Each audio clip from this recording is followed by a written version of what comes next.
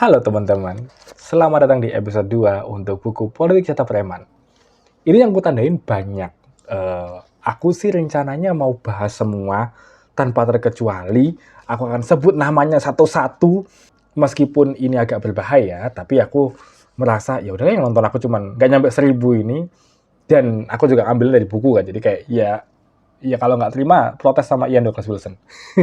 Oke, pertama-tama kita masuk ke rekonfigurasi premanisme. Bagaimana preman ini atau jaringan kekerasan ini bertumbuh di Indonesia. Pertama-tama kita harus tahu konteksnya adalah buku ini ditulis tahun 2018, tahun 2015, tapi rasanya cukup terlambat kita baca buku ini. Praktik terbesar buku ini tuh justru kalau kita lihat di bab akhir ya terjadi di Pilkada Jakarta zaman Ahok itu sebenarnya. Nanti juga sempat dibahas sih. Tapi kita lihat bahwa lewat pemetaan yang dilakukan oleh Ian Douglas Wilson, terkuaklah matriks-matriks kekuatan dan pertarungan lokal. Nah ini, pertarungan lokal nih yang perlu digarisbawahi. Jadi jangan bayangkan bahwa preman-preman itu semuanya terkonsolidasi. Enggak, mereka itu musuhan satu ormas dengan yang lain. Sejak 1960-an, pertumbuhan ekonomi Indonesia dicirikan oleh pengalihan lahan tani untuk kepentingan perkotaan. Urbanisasi didorong oleh keterbelakangan wilayah pedesaan, industrialisasi dalam negeri, dan aliran investasi asing ke ibu kota. Daya serap perekonomian formal dengan cepat terlampaui menghasilkan merebaknya kondisi setengah pengangguran. Mereka yang tersingkir oleh pembangunan kota bergantung kepada berbagai bentuk kegiatan ekonomi informal. Nah, ini teman-teman.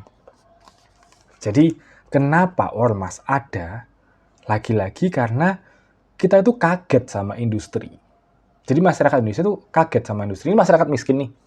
Sama Soeharto dilempar investasi asing segede itu, lalu tiba-tiba kita menjadi industri, tapi SDM kita nggak siap. Makanya kan sering ngomong bahwa sebenarnya lapangan kerja di Indonesia itu banyak, tapi SDM kita yang nggak ada nih buat masuk ke situ. Karena SDM kita tuh masih di ya buruh kasar dan petani, nelayan, itu SDM kita tuh masih di situ. Ini yang tidak diselesaikan oleh pemerintah bahkan dari zaman Orde Baru, sehingga masyarakat yang miskin menggantungkan pencaharian mereka ke ekonomi informal. Inilah kenapa banyak sekali ojek di Indonesia, banyak sekali UMKM di Indonesia. Ini kan sebenarnya ekonomi informal, tapi pemerintah berusaha melanggengkan ini. Aku salah satu yang nggak setuju sama program UMKM-nya pemerintah karena itu melanggengkan kemiskinan sebenarnya. Ini tuh melanggengkan kemiskinan, melanggengkan sektor kerja informal. UMKM ini kan mengupah pekerjanya juga pasti nggak selayak orang kerja di SCBD, ngerti nggak sih maksudku? Dan ini yang terjadi di masyarakat kita. Masyarakat desanya, masyarakat miskinnya tersingkir, lalu jalan satu-satunya mereka untuk mencari mata pencaharian adalah dengan ekonomi informal. Nah, ormas ini termasuk dalam ekonomi informal. Kenapa? Karena dengan adanya ormas yang memalak perusahaan, ormas ini bisa memaksa perusahaan untuk memberikan pekerjaan, entah itu buruh kasar, entah itu satpam, atau entah itu sekedar jaga parkir. Yang jaga siapa atau yang mengerjakan siapa? Ya anggota ormas tadi, anggota yang dilindungi oleh semangat vigilante ini. Kalau kalian merasa, oh Indonesia itu harusnya melarang ormas gitu, ya nggak bisa Pak, melarang ormas itu sama kayak melarang UMKM. Lah ekonomi kita bergantung dari sana kok. Maka gimana kita meningkatkan kesejahteraan masyarakat supaya kita nggak perlu lagi nih, masyarakat kecil nggak perlu bergantung lagi pada ormas, nggak perlu lagi bergantung pada aksi-aksi premanisme. Kan sebenarnya premanisme ini adalah kejahatan yang dilegalkan. Nah, tapi ya mereka nggak punya opsi lain selain menjadi kriminal karena ya nggak ada lagi pekerjaan yang terbuka untuk mereka yang mereka sanggup lakukan. Sedangkan tanah-tanah untuk digarap itu sudah dialihkan pada industri, lalu mereka kerja apa? Nah, ini masalah kompleks teman-teman. Tapi kita nggak bisa ngambil solusinya hanya, oh kita musnahkan ormas. Nggak bisa. Masalahnya itu akarnya pada kemiskinan struktural. Perekonomian jalanan informal misalnya dikriminalisasi melalui Undang-Undang Ketertiban Umum. Dan dengan demikian justru menciptakan perekonomian jasa keamanan di mana para birokrat, polisi, dan geng preman setempat bisa secara tumpang tindih memungut setoran dan rente dari para pekerja jalanan informal yang dibayarkan kerap dengan harapan bahwa dengan itu mereka bisa mendapatkan jaminan kepastian atau rasa kewajiban timbal balik tertentu dengan tiadanya hak-hak warga. Permukiman informal pada dasarnya rentan. Gini gampangannya. Jadi emang ada undang-undang yang melarang orang menjadi preman tuh sebenarnya ada. Tapi kan kalau kita lihat pada praktiknya, premannya ini justru akan membayar penegak hukumnya untuk, hey, aku boleh ya jaga di sini. Nah itu tuh, ini wilayahku ya. Ini yang ya nanti kalau kita lihat ya bagaimana badan usaha itu repot sekali kalau mau bikin kantor di mana, mau bikin pabrik di mana, karena harus bersinggungan dengan warga setempat. Ya ini sebenarnya masalahnya. Karena para penegak hukumnya sendiri itu pun juga bermain di sini. Nanti kita lihat di belakang nih bahwa ormas-ormas ini pun dirangkul oleh para penegak hukum. Dan para penegak hukumnya kan dapat duit juga dari para premannya ini. Nah ini loh susahnya. Akhirnya yang dirugikan siapa? Ya perekonomiannya jadi predatoris. Siapa dirugikan siapa? Jadi kayak ekonominya itu nggak bisa jalan dengan yang didam-damkan oleh Adam Smith tuh nggak bisa di sini. Banyak geng di Jakarta terbentuk kalau bukan tercipta oleh proses-proses eksklusi, migrasi, dan perlunya menegosiasikan tempat yang pasti di kota ini. Preman Ambon Timur Papua misalnya tumbuh dari jaringan keluarga, ikatan klan, dan arus migrasi ke ibu kota. Sosok karismatik yang sukses dan dikenal oleh sanak saudara di kampung halaman mereka seperti Hercules, John Kay, atau Ongen Sangaji kerap menjadi persinggahan pertama bagi anak-anak muda yang baru tiba di Jakarta. Ini adalah nama pertama yang aku sebut. Nanti kita akan lihat nih betapa sering nama Hercules disebutkan di sini. Ironically, Hercules juga cukup dekat dengan Pak Presiden Prabowo. Nanti kita akan bahas juga. Tapi ini aku tandain karena ini mengingatkanku pada film Kakak Bos yang dibikin sama Mas Ari Kriting. Dan itu sebenarnya yang terjadi kan. Pembangunan terjadi di Jawa, oke?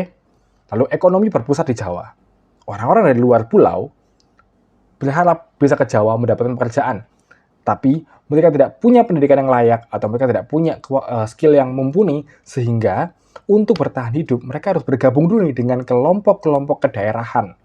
Nah, sayangnya kelompok-kelompok kedaerahan ini sudah menjadi preman di sini nih, sudah menjadi ormas yang memang tugasnya adalah memberikan jasa keamanan. Itulah kenapa aku suka banget sama Kakak Bos, karena itu real sekali. Orang kalau nggak tahu nih mau kerja apa di sini ditampung oleh saudara-saudara yang setempat tinggal, satu asal dengan dia. Lalu pekerjaan mereka ya pekerjaan yang seputaran kekerasan, entah itu security, debt collector, gitu kan. Makanya kayak di sini tuh banyak banget nih. Nanti kamu disamperin Ambon.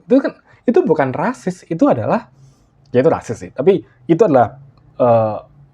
adalah hasil dari premanisme yang dipelihara oleh negara. Salah satu klaim bagi legitimasi ini adalah pernyataan bahwa negara pasca Orde Baru telah gagal dalam tanggung jawabnya untuk menyediakan keamanan fisik, kepastian ekonomi, dan moral bagi rakyatnya. Karena itulah perlu untuk melindungi diri sendiri dengan membentuk kelompok vigilante dan milisi yang sebagian diantaranya bercakupan nasional.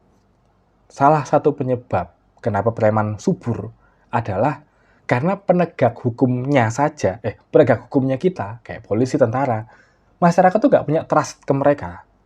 Masyarakat trustnya ke siapa?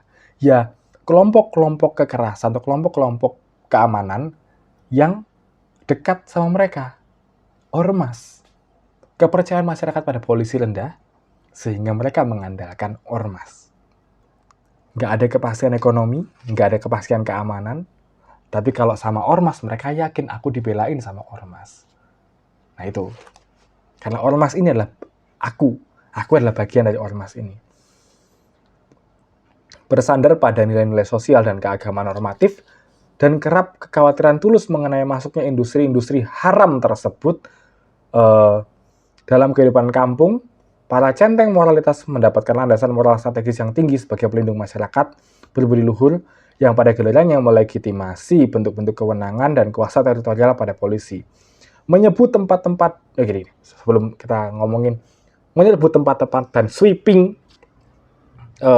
salah satu bentuk aksi nyata vigilante yang dilakukan oleh masyarakat ya, salah satu aksi nyatanya ormas atau premanisme ini di dalam masyarakat adalah melindungi moralitas warga setempat. Nah itu, melindungi moralitas warga setempat. Ini dilakukan dengan cara menyerang ya, di sini menyerbu tempat-tempat dosa dan maksiat yang akhirnya nanti menjadi legitimasi masyarakat. Hei, ormas ini sungguh mulia karena dia mengusir tempat-tempat maksiat, mengusir pendosa dari tempatku ini. Tempatku menjadi lebih baik karena ada ormas ini. Legitimasinya dibangun dari situ. Maka sweeping tadi menyerbu tempat dosa dan maksiat berfungsi sebagai kekerasan untuk menegakkan hukum, kerap secara cukup harafiah yang dilakukan oleh FPI, FBR, dan lain-lain. Dan ini mampu menekan pemerintah untuk menggulirkan perundangan di mana mereka berada di posisi terbaik untuk menegakkannya, seperti mengharamkan penjualan alkohol dan melarang pornografi. Aku rasa yang terjadi di beberapa tempat ya, kayak misalnya di Surabaya ada lokalisasi digusur gitu ya, dilarang oleh pemerintah. Kayaknya di Jakarta juga pernah seperti itu. Ini kan juga awalnya pasti ada ormas yang menyerbu tempat tersebut loh, ormas yang protes tentang tempat ini. Nah, nanti kita akan lihat bagaimana ormas ini aku suka banget sama beatnya Panji yang prostitusi. Kayak ada tempat-tempat yang kayak maksiat nih, diserang oleh ormas X, tapi tempat lain enggak. Nanti kita akan lihat sebenarnya dinamikanya itu seperti apa. Makanya kalau kalian baca buku ini, kalian akan lihat bagaimana ormas-ormas ini menyerang sebuah tempat. Biasanya itu motivasi maksiatnya itu ada, tapi salah satu motivasinya adalah ya memang mereka digerakkan untuk menyerang X karena X tidak memberikan ya jatah premannya itu entah pada ormasnya atau entah pada polisinya. Nah, dengan cara ini, organisasi bisa dengan mudah menyangkal ekses-ekses keanggotaannya sebagai ini adalah kenapa kok ini aku coba ulangi ya. Ini adalah kenapa ormas diperlukan di Indonesia dan kenapa ada kata oknum di Indonesia. Jadi dengan adanya ormas yang melakukan represi ke bawah, negara itu bisa bilang bahwa, hey, kalian tuh berantem sendiri. Padahal ormasnya itu disuruh oleh negara. Ngerti gak? Kalau misalnya negara melakukannya langsung lewat polisi mempersekusi seorang segitu ya, maka kita bisa lihat itu sebagai, oh, polisi ini merepresi sipil. Ada alat negara yang digunakan untuk merepresi sipil. Sedangkan kalau ormas yang merepresi sipil, maka framingnya bisa masyarakat melakukan masyarakat. Nah, ini nanti kita akan lihat bagaimana pola pecah belah ini senantiasa digunakan oleh pemerintah untuk mengalihkan isunya nih dari yang harusnya kita melawan atas, jadi kita melawan ormas yang sama-sama sipil. Jadi konfliknya seakan-akan kita berantem sesama sipil. Lalu dari ormas sendiri pun itu gerakannya selalu kayak kalau misalnya ada yang kasar gitu ya, ada yang ketangkep atau ada yang nggak sesuai dengan panduan, mereka bisa bilang, oh itu oknum. Mereka bisa menyangkal nih penjahat-penjahat itu sebagai oknum yang belum menggenapi proses peralihan. Makanya kayak kalau ada anggota ormas X terlibat kasus A gitu, maka itu bisa dibilang, oh itu oknum. Sama polisi juga sama. Terlibat kasus A gitu polisi, oh bukan polisi yang salah, oknum. oknumnya ini yang melakukan kejahatan. Nah ini menarik nih bahwa polisi korup itu rahasia umum. Peribahasa rakyat Jakarta itu berbunyi, lu kemalingan ayam, ngelapor polisi, ujung-ujungnya lu kehilangan kambing. Lebih mahal lapornya eh, daripada ayamnya sendiri. So, tadi kita udah lihat bagaimana ormas itu dijadikan alat oleh negara. Dan di bab berikutnya, kita akan fokus ngomongin Orde Baru. Ordenya Soeharto, Orde Kejahatan. Rezim jatah preman era Soeharto. Apa yang dilakukan oleh Soeharto dan bagaimana era Soeharto ini menjadi pola yang berulang di rezim-rezim berikutnya. Nanti kita akan lihat. Ini masih banyak teman-teman, tenang aja. Aku rasa juga akan lama nih kita bahas ini karena banyak sekali contoh-contoh yang relate dan banyak sekali nama-nama yang menunggu disebut.